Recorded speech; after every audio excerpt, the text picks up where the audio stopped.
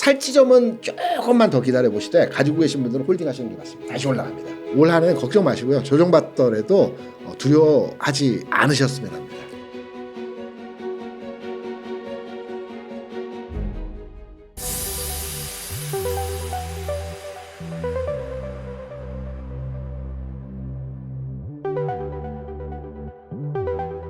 대표님 이번에 한번 보면 2차 전지 한번 여쭙고 싶은데요. 자, 2차전지 참 웅달님에게 불만이 네. 뭐냐면 네. 제가 지난 시간에 나와서 네. 2차전지가 그때 에코프로벤 기준으로 해서 맞아요. 23만 원인가 그럴 겁니다. 네. 27만 원 찍는 날 꼭 불러달라고 말씀드렸거든요. 네, 그게 참 타이밍을 잡기가. 이게 27만 원 찍고 29만 원까지 갔어요. 지금 다시 25만 원 내려오니까 불러주신 건데 네.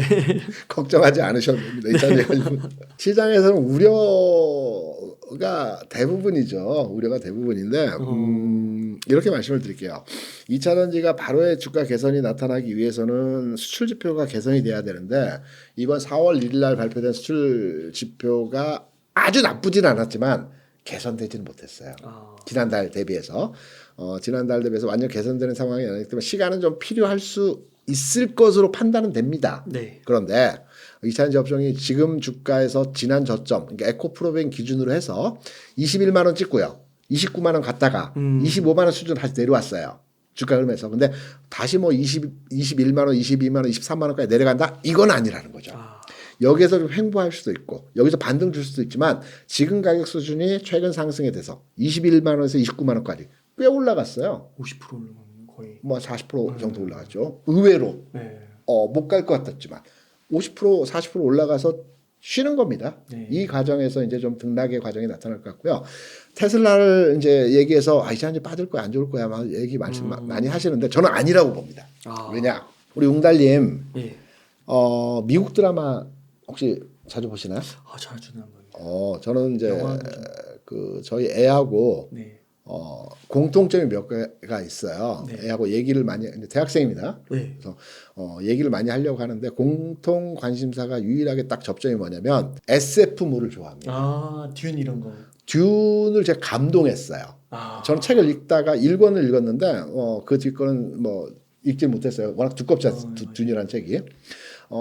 굉장히 제 애하고 용화맥에서 보지는 못했어요. 거기가 제일 좋다고 하더라고요. 근데 일반 그 극장에서 봤는데 감동을 했어요. 근데 최근에 지난주에 주말에 뭘 봤냐면 삼체라는 그 미국 드라마가 있어요. 아예 안 보시구나. 네. 시장에서 굉장히 핫한 드라마입니다. 지금 그래요? 뭐 당연히 1위고요. 네. 너무너무 핫합니다. 미국 드라마 삼체. 이제 원작 소설은 중국에서 나온 소설인데 네. 드라마 제작은 이제 미국에서 했던 걸로 알고 있어요. 근데 삼체가 이제 SF물인데 뭐냐면 뭐 내용까지 제가 말씀드린 그렇고 외계 문명과 이제 향후에 결전을 벌이는 내용인데 우리 이제 그 기술 수준이 현 시점이에요. 근데 이게 불과 몇십 년 만에 정말 빠른 진보가 나타나요. 여러 가지 내용으로 해서 뭐 과거에 100년 걸렸던 게 1년 만에 또는 6개월 만에 이런 진보 기술 발전 과학의 활성화가 굉장히 빠르게 진행되는데 여기에서 무슨 내용이 나오냐면 과학의 발전, 미래 기술은 뭐냐라는 의문점이 있었을 때 제가 캐치한 것은 무선 충전과 속도입니다. 미래 기술은. 그러니까 거기서 보면 자동차뿐만이 아니고요. 모든 우리가 착용하고 뭐 등등등의 것들이 무선 충전이 돼요. 꼭 우리가 충전기에 올려 충전하는 게 아니라 그냥 지나가면 다 충전이 됩니다. 속도, 빠른 속도로 무선 충전이 되는 게 미래 기술이에요. 나옵니다. 영화 저기에서도.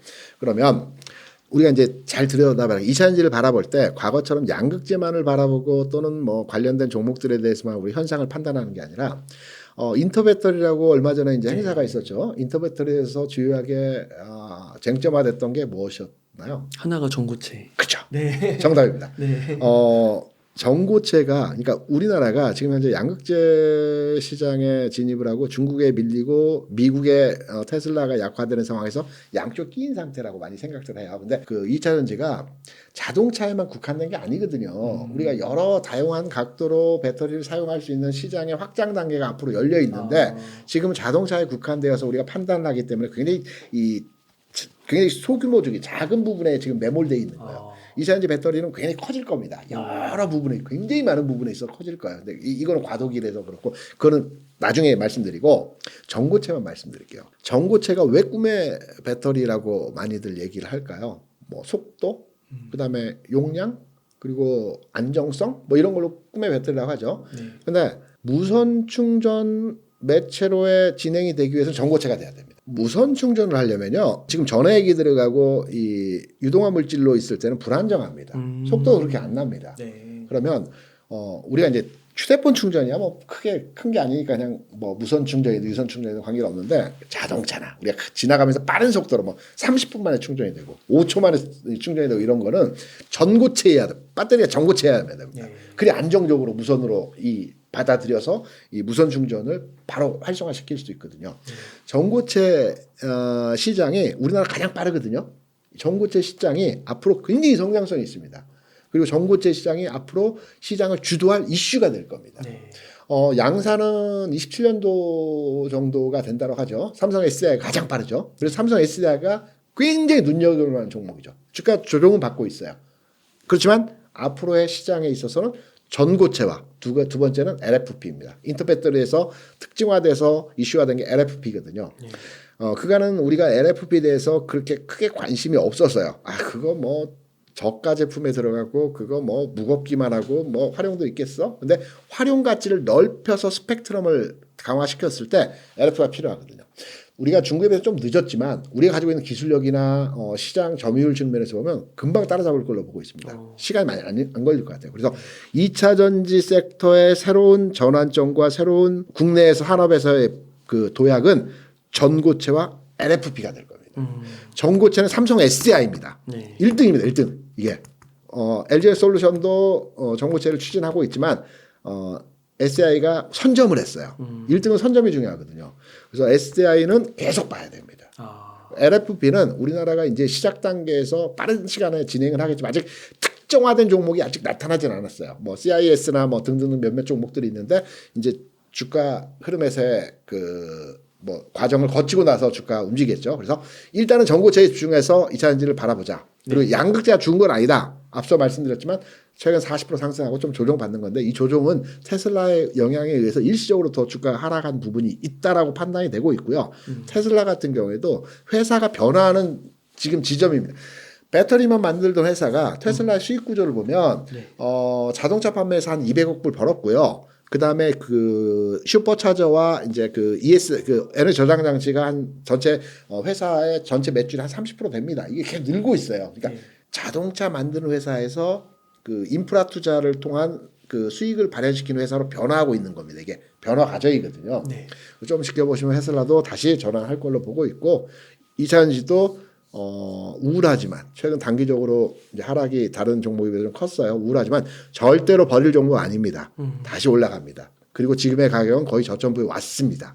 그래서 그때 27만 원대 불러주셨으면은 여기서 일부 실현하고 이렇게 뭐 지나간 얘기지만 말씀드릴 수도 있었을 것 같은데 네. 지금 다시 내려와서 부연의 말씀을 드리면 지금 다시 살 지점은 조금만 더 기다려 보시되 가지고 계신 분들은 홀딩하시는 게 맞습니다. 다시 올라갑니다. 다시 올라갑니다. 그렇군요. 네.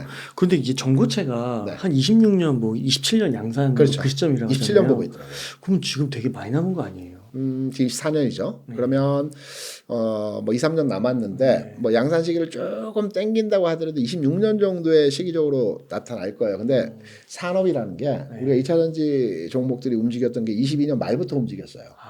23년 초. 근데 2차전지가 본격적으로 수출된 게 23년 뭐 중반 요럴 때부터. 그러니까 주가는 먼저 주식 시장에서 여러분들 이 체크 포인트가 뭐냐면 지수는 경기에 10개월 선행하거든요. 그러니까 지수의 바닥이 지난 9월에 찍었지 않습니까? 2200포인트인가요? 네. 그러면 지난 9월에서 10개월을 딱 더하면 올 7, 8월에는 경기의 바닥을 찍습니다. 그러면 장사를 하는 입장에서 내가 임대를 하겠다. 오늘 가게를 임대하겠다. 지금 다 비어 있어요. 그러면 지금부터 준비해서 임대를 권리금 없이 계약을 해야죠. 왜냐면 10개월 선행합니다. 한기로. 주시장은 산업에 대해서 그러니까 뭐 배터리 산업, 반도체 산업, 뭐 이렇게 산업에 대해서 6개월 선행합니다. 주가는. 그러니까 삼성전자가 항상 반도체 바닥을 찍을 때 6개월 먼저 주가 바닥을 찍어요. 네. 그렇다고 본다면 이차전지도 마찬가지예요. 마찬가지거든요. 이 산업 자체가 27년에 또는 26년 말쯤에 양산이 된다면 그때는 양산이라는 건 본격적으로 판다는 얘기거든요. 그렇죠. 숫자가 나온다는 얘기죠. 숫자가 나오기 이전 단계에서부터 주가는 움직입니다. 미래 가치 현재의 가격이 주가지 아십니까? 미래 가치에 대한 현재의 가격. 이게 주가입니다. 주가. 그래서 항상 주식시장은 미래 가치에 대한 선제적 주가 반응이 먼저 나타나게 돼 있어요. 실제로 그게 상용화되고 양산이 되면 그때는 주가가 꺾이는 가능성이 높습니다. 그러니까 주가를 먼저 움직인다는 측면에서 24년, 25년, 26년 요 텀에서 전고체가 움직일 가능성이 높겠죠. 그래서 뭐 24년 한번 올라가고 쉬었다가 25년 올라가고 뭐 26년에 피날레 치고 뭐 이런 과정이 있을 수 있겠죠. 네, 이런 과정으로 이해하시면 될 겁니다. 그렇군요. 그래서 네. 삼성 SDI가 전고체 부분에서 원픽입니다. 1등이다. 원픽이다. 그러면 혹시 이 밸류 프로그램이 아까 네네. 지주사에도 영향을 좀 준다고 했었잖아요. 금융사 지주사. 네. 네. 포홀이나 에코프로도 관심들이 많으신데 이런 쪽의 지주사들은 약간 지주사 성격을 갖고 있잖아요. 폴은 지주가 정부입니다. 저기 연기금하고 어디 그 정부 기관 단체가 대부분의 지분을 가지고 있고요. 네. 에코프로는 이제 지주사 개념인데 이렇게 생각하죠. 지주사가 밸류 프로그램에 작동되면서 관심을 갖는데 네. 주가가 저평가되어 있는 지주사죠. SK, 삼성물산, LG. 그러니까 네. 그동안 승계나 기타 등등의 여러 가지 작업을 해서 주가를 눌러놨던 기업들. 네. 근데 에코프로는 지주사이긴 하지만 눌러놨던 기업은 아니지 않습니까? 네. 요 맥락점이 조금 지주사 개념으로 엮어들기에는 좀 너무 멀리가 있죠. 지주사는 그쪽 부분이 아니고 이쪽. 그렇게 네, 그렇게 이해를 하셔야 됩니다. 포스코홀딩스나 에코프로의 좀 뭐 리튬이나 이런 거 좀 터지면서 네. 조금 이렇게 주가가 많이 빠져가지고 40만 원도 깨졌더라고요. 오늘 보니까요. 네네. 포홀 같은 경우는 네. 좀 반등의 여지는 없을까요? 폴이 리튬 가격과 연동해서 해석을 해본다라는 말씀이시죠? 네. 폴은 아마 많이 가지고 계실 겁니다. 네, 많이 폴은 갖고 계신 것 이렇게 이해를 하셔야 할 겁니다. 이게 2차전지와 연동돼서 주가가 최근까지 올라왔는데 여전히 아직까지 저평가거든요. 제가 최근에 확인해 못 했지만 PBR 기준 한 0.4 내외 될 겁니다. 아직도. 네. 폴은요. 이제 시장이 바뀌면 이제 그 철강으로의 그 이슈 발현이 될 겁니다. 앞서 제가 중국 경기가 살아나는 지표가 나타났다고 말씀드렸죠. 네. 중국 경기가 살아날 때 1차적으로 움직이는 종목들은 무엇이냐라고 하면 조선주하고요. 석유화학주가 움직입니다. 그러나 철강주가 움직이거든요. 왜냐하면 중국 경기가 살아나려면 무조건 철강이 먼저 움직여야 됩니다. 철강 생산도 가장 많고 소비도 가장 많은데 철강 가격이 최근에 조금씩 움직이고 있거든요. 이런 과정에서 철강 업종 자체의 그 시장 꽃피우는 게 중국 경기와 연동해서 판단하죠. 폴은 이제부터는 2차 전지와 연동해서 주가 판단을 하지 마시고요. 왜냐하면 2차 전지 사업 부분이 10%가 안 됩니다. 그리고 광물 개발 관련한 사업들을 하지 않습니까? 2차 전지 소재나 셀을 만드는 회사가 아니고요. 네. 자회사들은 일부 진행하고 있지만 포스코 퓨처형 같은 경우는 폴 자체는 그런 맥락에서 회사가 아니거든요. 철강을 짓는 겁니다. 그래서 철강 산업이 중국 경기와 연동돼서 조만간 흐름의 전환이 나타날 가능성이 있기 때문에 폴 자체는 철강과 연동해서 판단하고 주가의 회복 단계는 진행이 되고 있는 과정이죠. 빠졌지만 크게 이 부분도 우려까지는 아니라고 판단하고 있습니다. 혹시 대표님 네. 제약바이오 쪽도 관심 있으신가요? 좋아합니다. 좋아한다 이러면서 최근에 단기적으로 잘 올라가다 훅 빠져버렸기 때문에 네. 고민이 많으시죠. 네. 제약바이오 보실 때는 기준점을 이렇게 가져가셔야 합니다. 대장주는 HLB입니다. HLB가 최근 단기적으로 조정을 받았지만 꺾이지는 않았거든요. 뭐 여러 가지 재료 가치가 소멸은 아니고 부각이 돼서 조정을 받았습니다. 아직 꺾인 내용이 아니고 HLB가 꺾이느냐를 판단해서 제약바이오주에서 배팅을 하셔야 되는 거고요. 네. 저는 HLB가 단기 반등 구간에 다시 들어왔다라고 보고 있습니다. 그리고 제약바이오 같은 경우는 제가 이제 잠깐 기업의 승계 구조와 관련된 지배 구조와 관련된 내용이 5월에 개선이 될 거고 이 과정에서 어떤 흐름이 또 한번 그 밸류 프로그램이 작동할 거라고 말씀드렸는데 보통 대기업이든 중소기업이든 승계를 할 때요. 성장주 섹터의 자기 2세, 3세를 그쪽에 총괄 지휘자로 자리 배치를 합니다. 롯데도 그 신유열 전무가 롯데바이오로직스의 그 총괄을 맡았죠. SK도 장녀분이 SK바이오팜의 본부장을 맡고 있죠. 오리온도 승계 과정에서 레우켄 바이오를 인수했죠. 그리고 셀트리온도 이번 주총에서 2세가 또 뭐 이렇게 올라온 것 같아요. 이런 과정이 있었죠. 그러니까 승계 과정에서 제약바이오 종목들이 그 좀 부각을 나타난다는 지점이고요. 최근 3, 4년 동안 제약바이오가 굉장히 심체기를 겪으면서 안 좋은 회사는 다 떨어져 나갔습니다. 지금 남아있는 회사는 그래도 비교적 좋은 회사들입니다. 이런 맥락에서 제약바이오는 아직 끝났는 거 아니고요. 좀 더 갈 거고요. 대장주인 삼성바이오로직스가 여전히 살아 있습니다. 이런 맥락에서 본다면 제약바이오도 최근 한두 달, 세 달 이렇게 시장에서 좋았어요. 특정 종목 위주로 해서 움직임이 진행됐는데 요 과도기적 성격에서 흐름이 지나고 나면 또 확장되는 이 흐름에서의 모습이 나타날 겁니다. 여기 하나 첨부할 거는 뭐냐면 기업들이 이제 상장 유지 심사 시점이 3월, 4월이지 않습니까? 이때 이제 감사 보고서를 통해서 상폐가 되는 기업들이 네. 나오고 그러합니다. 지금 시즌입니다.